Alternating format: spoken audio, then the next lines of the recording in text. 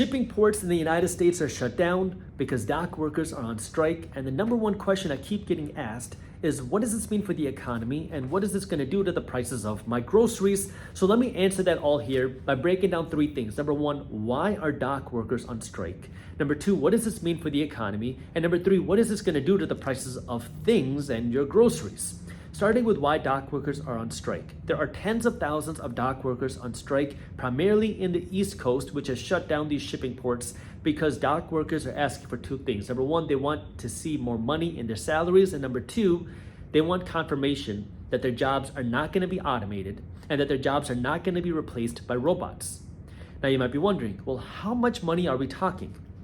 Under the previous employment contract, starting wages for dock workers ranged from $20 to $39 per hour. And now the natural next question you have is, well, how much money do they want? According to the union online, what it says is they want to see a per hour pay increase of $5 per year over the life of the 6-year deal, which they estimate to be about a 10% salary increase a year. So they're asking for a $5 per hour increase a year for the next 6 years. What's going to happen? Well, only time will tell, but that's where the negotiation is. Which brings us to part number two. What does this mean for the economy? And again, the answer is it depends, because it depends on how long the strike lasts. The longer the strike, the more the impact will be on the economy. Now, the interesting thing about this is the X factor, which is of course the government. The government has the ability to intervene. The president has a power, a special power to come in and turn off the strike temporarily. They have the ability to stop the strike for up to 80 days as a way to further the negotiations while continuing leaving the ports open. But right now, the Biden administration says that they don't want to invoke that power. They want to see how things play out. So we'll see where that goes. But then we also have to see how long the strike lasts. And the cost of the strike really varies depending on the economist and the source. For example, this is what CNBC said today. CNBC said that the cost of the strike could cost the economy about $3.7 billion a week.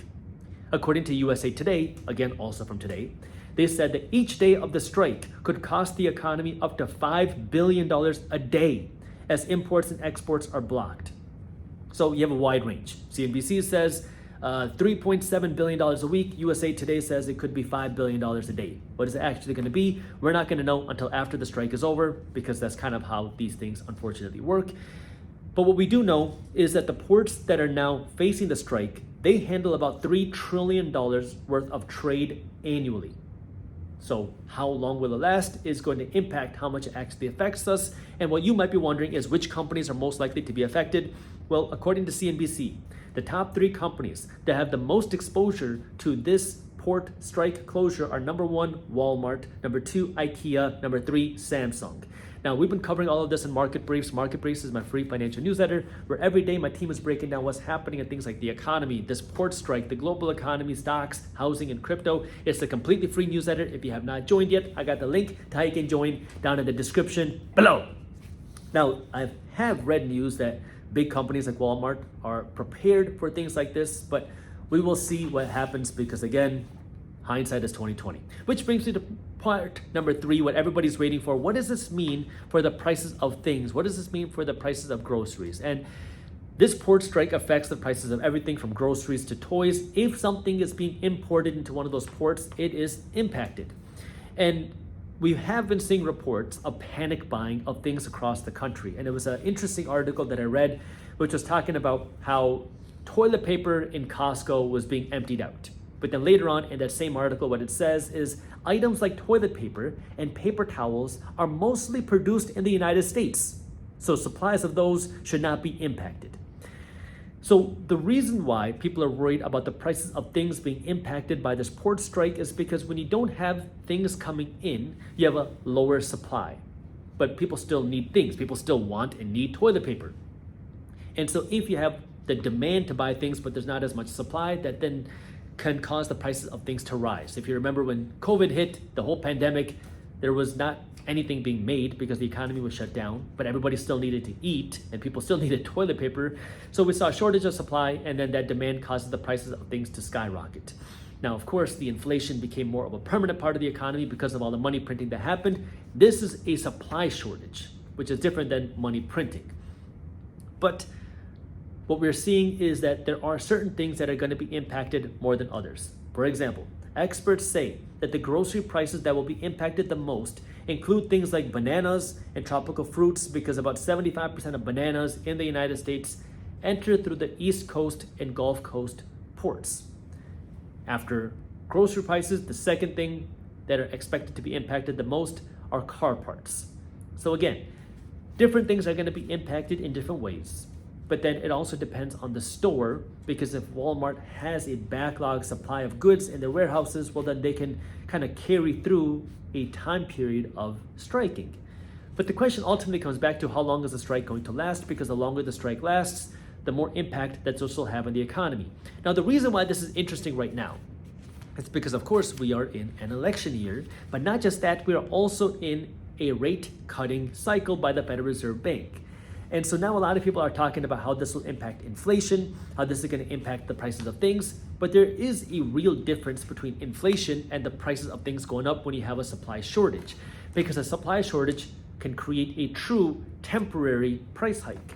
Because if a business does not have goods that they can sell for a little period of time, you oftentimes see the prices of that thing rise during that period. And then if that good comes back, supply goes down, which can then cause the price of the thing to go back down. And so we can expect to see, depending on how long the strike lasts, the price of certain things to be impacted due to the strike. And the reason why this matters during an interest rate cutting cycle is because the Federal Reserve Bank has been very confident in their ability to cut interest rates, because inflation is no longer a concern to them.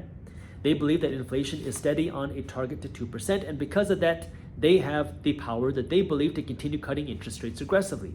But this could make things a little bit more challenging, because you can't decide or factor in what is causing the price growth of certain things more than others.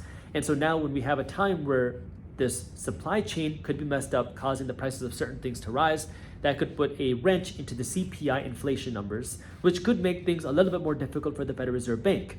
That's what Wall Street is paying attention to. Number one, are businesses going to be able to continue selling their stuff? And number two, assuming that they can keep selling their stuff, well, what is this going to mean for interest rates? Because Wall Street has been waiting for interest rates, because they're hoping that that will stimulate spending, that's going to stimulate the economy, to stimulate growth and borrowing. But if the Federal Reserve Bank says, maybe we're going to take interest rate cuts a little bit lighter now because of the strike of the port closure, well, that could shake things up a little bit. Now, of course, this is all hypotheticals. I mean, the port strike could end tomorrow and everything go back to normal in the next couple of weeks. We don't know. And that's why you want to pay attention to what's happening. When it's happening, we'll be keeping you posted on market briefs, but also understanding what about the presidential administration. Are they going to do something to step in to change with negotiations or keep the ports open? Again, we don't know. That's why there's so many different factors at play here. But things that you want to understand is that the strike is happening because people want more money and they don't want their jobs to be taken away by robots. How does this affect the economy? Because things can't come into the ports, and then our other ports get clogged. So shipping and trade slows down. If shipping and trade slow down, that can impact the prices of things, which can impact the Federal Reserve Bank, and that can also impact businesses' ability to sell things and potentially make money. That's why you want to pay attention to this, because if you are an investor, you want to know how money is moving through our economic system. And of course, there are always things that can be happening. So with that, I'm going to end this video here. We'll cover more about this in market briefs. And with that, I'll see you on YouTube tomorrow.